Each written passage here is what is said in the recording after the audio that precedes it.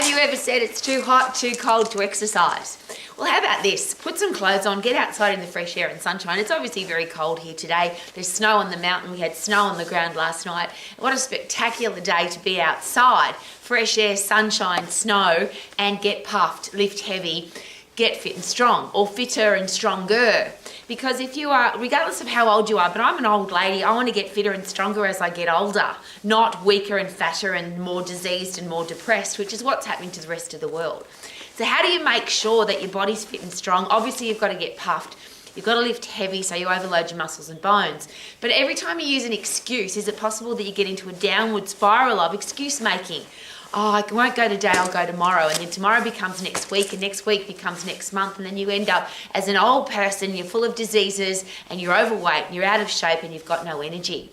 So here's a great question. What are you doing right now? Not today even, but right this minute. Could you punch? Could you kick? Could you sprint on the spot? Could you do jump squats? Could you run up some stairs, run through some soft sand? What do you need to do every single day to make sure that your heart and lungs are fit, so that you've got a fast metabolism, your brain works effectively? And that's the thing I always bang on about. They're connected. So every time you get puffed, you put happy chemicals into your brain. Your brain works better, so you learn more effectively, you're better at your job, you're better at your relationships. Your life is just better because your brain's better, but it doesn't get better on its own. Your brain deteriorates very quickly. Just ask people who've got Alzheimer's and dementia, which you can't ask them because their brain's rotted away. I share that with you because my father supposedly died of Alzheimer's, a rotted brain.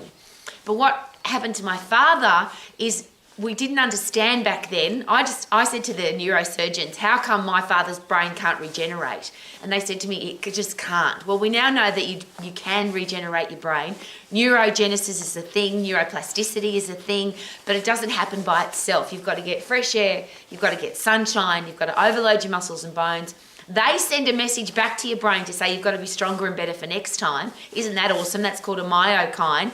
So your body's working for your brain to keep it healthy, fit and strong. When you get puffed, your brain chemistry changes and you produce brain-derived neurotropic factor. Well, first of all, epinephrine and adrenaline, which are the fast, energetic, I can live my life to the max drugs, because that's what your body provides you with when you get puffed and lift heavy. But then your brain changes to happy drugs, dopamine, serotonin, brain-derived neurotropic factor, fertilizer for your brain so that you feel fantastic. So that's why I'm outside. It's freezing cold, snow on the mountain, fresh air and sunshine, because I want to stay young for the rest of my life. I want to stay fit, healthy, strong, lean, energetic as I get older. How about you? So whether you are 10 or 20 or 50 or you're 120, you can stay young, fit, healthy and strong if you choose to. So I choose to. How about you? Live your life to the max, get puffed, lift heavy. Check out the snow. Woohoo!